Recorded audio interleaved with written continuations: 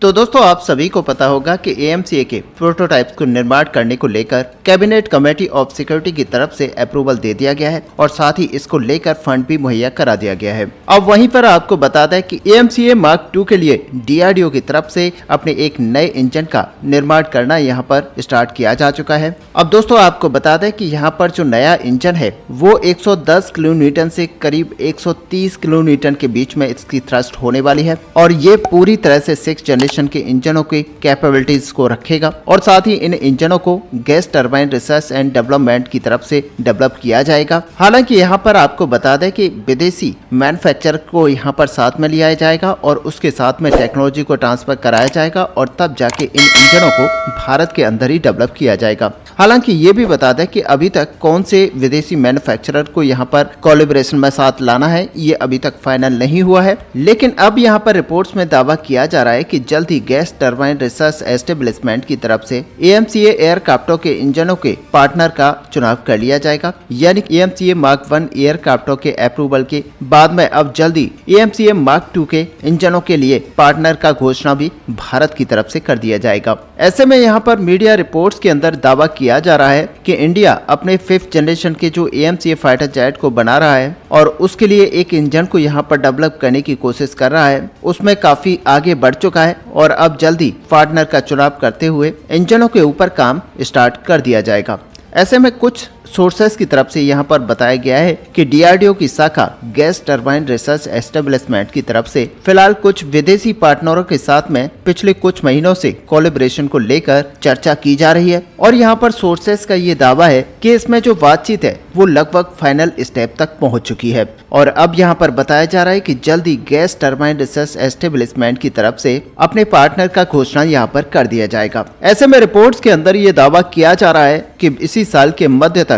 यानी कि आने वाले 3 से 4 महीने के अंदर ही गैस टरबाइन रिसर्च एस्टेब्लिशमेंट की तरफ से अपने पार्टनर का नाम घोषणा कर दी जाएगी, जबकि साल के अंत तक या फिर नेक्स्ट साल के स्टार्टिंग में आप देख पाएंगे कि गैस टरबाइन रिसर्च एस्टेब्लिशमेंट की तरफ से साथ ही उसके द्वारा चुने हुए पार्टनर के तरफ से भी इंजनों के डेवलपमेंट को लेकर समझौता यहाँ पर कर लिया जाएगा। और वहीं पर आपको बता दें कि इस समझौते के अंतर्गत ही AMCA Mark II एयरक्राफ्टों के लिए एक संपूर्ण नए तरीके से नेक्स्ट जनरेशन इंजन का यहाँ पर डेवलपमेंट किया जाएगा। और सच मानिए कि ये जो इंजन है 110 किलोन्यूटन से 130 किलोन्यूटन तक की थ्रस्ट को जनरेट करने में कैपेबल होगा। ऐसे में यहाँ पर कुछ सोर्सेस के मुताबिक फिलहाल गैस टरबाइन रिसर्च एस्टेब्लिशमेंट की तरफ से 3 कंपनियों यानी कि 3 देशों की 3 कंपनियों के साथ में बातचीत किया जा रहा है, जिनमें सबसे पहले ब्रिटेन की रॉल्स रॉयल्स है और साथ ही यहाँ पर अमेरिका और फ्रांस की सैफ्रॉन कंपनी भी शामिल है। अब रिपोर्ट्स के अंदर ये भी दावा किया जा रहा है कि इन इंजनों को साल 2035 से पहले तैयार कर लिया जाएगा ताकि साल 2035 के बाद से इन इंजनों का इस्तेमाल AMCA Mark II जैसे एयरक्राफ्टों के अंदर किया जा सके। अब यहाँ पर एक चीज बिल्कुल साफ हो जाती है कि AMCA Mark II एयरक्राफ्टों को साल 2035 तक प्रोडक्शन के लिए पूरी तरह से तैयार कर लिया जाएगा। वहीं पर AMCA Mark I एयरक्राफ्टों में इंजन के रूप में फिलहाल जनरल इलेक्ट्रिक का F414 इंजन को इस्तेमाल किया जाएगा और इन इंजनों के सहारे कम से कम 40 AMCA Mark I एयरक्राफ्टों को बनाकर तैयार किया जाएगा, जो कि एक इंटरिम सॉल्यूशन के रूप में भारत का यहाँ पर बेहतरीन डिसीजन है, क्योंकि फाइनली भारत को यहाँ पर अपने AMCA पर तेजी से काम करना है। और अगर सही मायने में देखा जाए तो 2028 की जो डेडलाइन अभी AMCA Mark I एयरक्राफ्ट को लेकर रखी गई है उसको यहाँ पर कंप्लीट करना है, तो यहाँ पर भारत को फास्ट ट्रैक मोड पर काम करना होगा। और दोस्तों ये सच है कि अगर भारत यहाँ पर फास्ट ट्रैक मोड पर काम करता है तो फिर 2028 के एंड में इसका जो पहली फ्लाइट है उसको टेस्ट कर लिया जाएगा। और साथ ही यहाँ पर बताया ये भी गया है कि 2029 के स्टार्टिंग में इस फाइटर जेट को प्रोडक्शन के लिए भेज दिया जाएगा।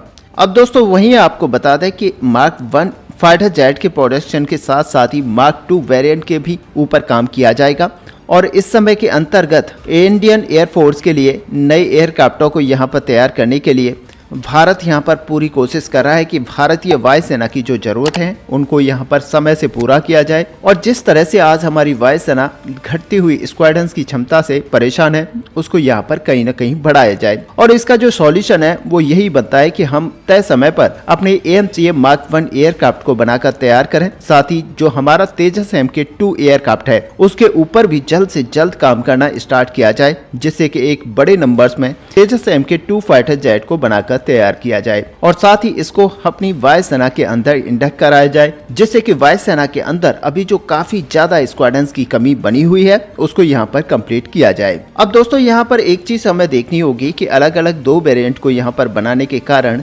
भारत को जल्द से जल्द एक नेक्स्ट जनरेशन के एयरक्राफ्ट मिल पाएगा। और यहाँ पर जो संपूर्ण रूप से 5th जनरेशन के इंजन से लैस नहीं होने के बावजूद भी कैपेबिलिटी में ये काफी ज्यादा आगे होगा। और हम यहाँ पर बात करें अपने AMCA फाइटर जेट मार्क 1 की, जो कि F414 इंजन के साथ पावर्ड किया जाएगा, जो कि आप सभी जानते हैं कि वो नेक्स्ट जनरेशन का इंजन नहीं है। और उस इंजन के साथ अपने AMCA मार्क 1 फाइटर जेट को यहाँ पर पावर्ड करने की वजह से यहाँ पर ये ध्यान रखना पड़ेगा कि यहाँ पर हमारे फाइटर जेट की जो कैपेबिलिटीज हैं वो एक 5th जनरेशन की फाइटर जेट के मुकाबले में ज्यादा होंगी। हालांकि इन रिपोर्ट्स के अंदर ये भी दावा किया जा रहा है कि इन इंजनों का जो डेवलपमेंट है वो मात्र AMCA Mark 2 एयरक्राफ्टों के लिए नहीं है, बल्कि इन इंजनों का इस्तेमाल और भी कई तरीके के प्रोजेक्ट के अंदर किया जाएगा, जिनमें आप कह सकते हैं कि twin engine deck based fighter jet के अंदर भी अपनी नेक्स्ट जनरेशन के इंजन का इस्तेमाल किया जाएगा, जो कि नेवी के लिए बनने वाला है। तो वहीं आपको बता दें कि तेजस मार्क 2 जैसे एयरक्राफ्टों के मिड लाइट रिफिट के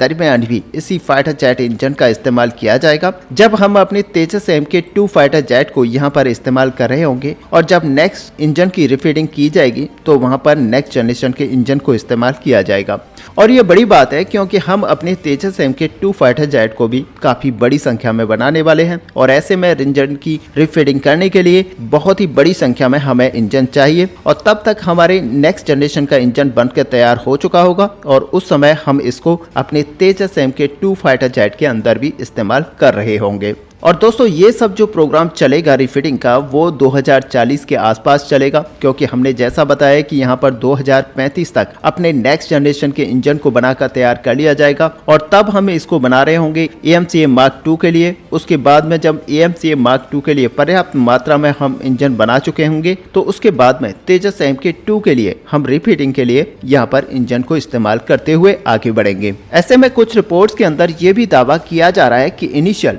बैच में जो 6 स्क्वाड्रन तेजस मार्क 2 एयरक्राफ्टों को खरीदने को लेकर घोषणा यहाँ पर की गई है। उसके बाद में 4 और स्क्वाड्रंस को यहाँ पर खरीदने को लेकर वायुसेना की तरफ से अपडेट्स आ सकते हैं। और बाद की जो 4 स्क्वाड्रंस बनाकर तैयार की जाएंगी उनके अंदर इन्हीं नेक्स्ट जनरेशन के इंजन का इस्तेमाल किया जाएगा। लेकिन दोस्तों ये जो एडिशनल एयरक्राफ्टों का ऑर्डर है ये एयरक्राफ्टों के प्रोडक्शन को शुरू होने के बाद में ही प्लेस किया जाएगा। तो वहीं आपको बता दें कि इन इंजनों का इस्तेमाल भी इन एयरक्राफ्टों के अंदर तभी हो पाएगा जब इन इंजनों को इन एयरक्राफ्टों के ऑर्डर से पहले तैयार करके रख लिया जाएगा। अब आपको बता दें कि इन इंजनों के अप स्केल और डाउन स्केल वेरिएंटों को भी तैयार किया जाएगा, ताकि इसके कम थ्रस्ट वाले वेरिएंटों को कुछ हल्के वजन के एयरक्राफ्टों में इस्तेमाल किया जा सके और साथ ही हाई थ्रस्ट के वेरिएंट को यहाँ पर भारी भरकम एयरक्राफ्टों में इस्तेमाल किया जा सके। और ऐसे में हम यहाँ पर बात कर रहे हैं ट्रांसपोर्ट एयरक्राफ्ट की, जहाँ पर इन ट्रांसपोर्ट एयरक्राफ्टों के लिए इस इंजन को इस्तेमाल किया जा सकता है जिसमें कि ज्यादा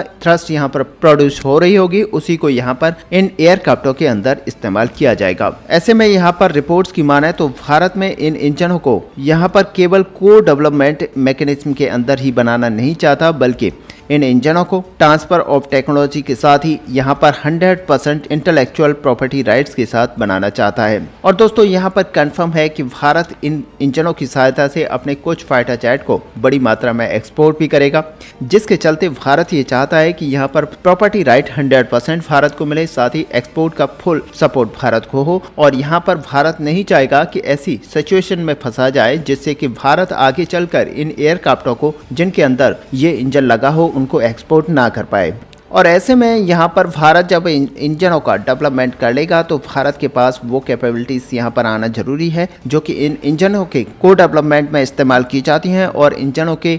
दूसरे देश से यहाँ पर जो ट्रांसफर ऑफ टेक्नोलॉजी है वो ली जाती है तो वो 100% ली जाएगी और भारत उसके बाद में 100% स्वदेशीकरण के जरिए इस फाइटर जेट इंजन को बनाकर तैयार करेगा। हालांकि दोस्तों अब यहाँ पर संभावनाओं की बात की जाए तो सबसे ज्यादा संभावना जो अभी भी बनी हुई है वो यहाँ पर फ्रेंच कंपनी यानी कि सैफ्रॉन कंपनी की बनी हुई है और दूसरे नंबर पर अगर यहाँ पर देखा जाए तो आरआर जो कि रॉल्स रॉयस कंपनी है उसकी भी यहाँ पर कुछ % चांसेस दिखते हैं, लेकिन सबसे ज्यादा जो यहाँ पर चांसेस हैं वो यहाँ पर फ्रेंच कंपनी के हैं। ऐसे में दोस्तों कुल मिलाकर देखा जाए तो आने वाले समय में यानी कि 3 से 4 महीने के अंदर ही ये चीजें क्लियर हो जाएंगी कि आखिरकार DRDO और GTRE यहाँ पर किस तरीके से एक विदेशी कंपनी के साथ मिलकर एक इंजन को डेवलप करेंगे। तो दोस्तों फाइनली इस पूरे प्रोजेक्ट को लेकर आपका यहाँ पर क्या व्यू है, आप अपना व्यू हमें कमेंट पर लिखकर जरूर बताएं। साथ ही अगर वीडियो आपको अच्छी लगी हो तो लाइक और शेयर करना ना भूलें। मिलते हैं नेक्स्ट वीडियो में, तब तक के लिए